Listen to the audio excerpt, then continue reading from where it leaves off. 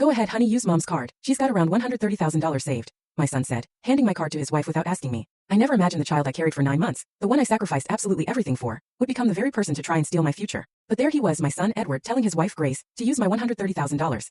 Every single penny of my life's work.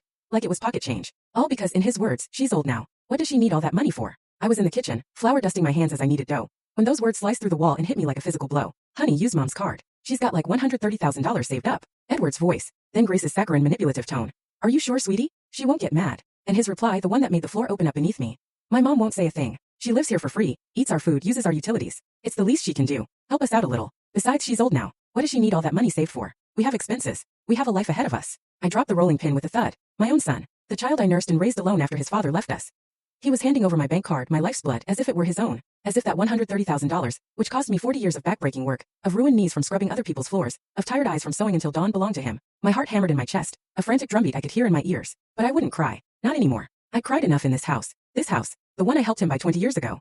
He'd convinced me to sell my small, hard-earned home to help him with the down payment. You can live here for free, Mom, Pete promised. Free. What a joke. I lived for free in a house I helped finance. I ate for free from food I cooked every single day. I used for free utilities I paid for with my meager $500 monthly pension, handing it over in full, never keeping a cent for myself. Then I heard Grace's footsteps, the jingle of her keys, the rustle of her purse. She was heading to the mall, my card in her hand, with the pin Edward had given her, accessing every dollar I had ever sweat for. I'm off to the mall. Josephine, need anything? She chirped, that fake kindness she reserved for Edward, pretending we were friends. As if she hadn't systematically taken my son from me, piece by piece, all these years. No, dear, thank you. I managed, my voice firm, not daring to turn around, not letting her see the storm brewing in my eyes. The door closed, the car engine started, its sound fading down the street. I sat down, looking at my hands.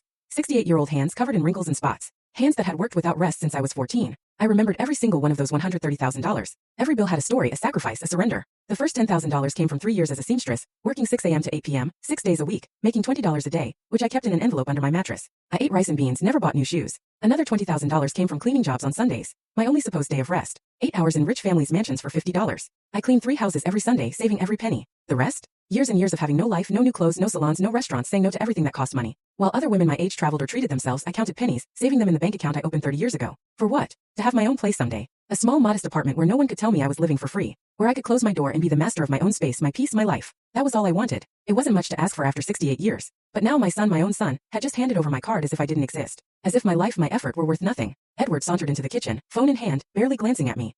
He poured himself water, leaned against the fridge. Mom, I have a meeting at 3, I need to eat quick. He said, not a question but a command. Full story on the channel. Link below. Click now and watch what happened next.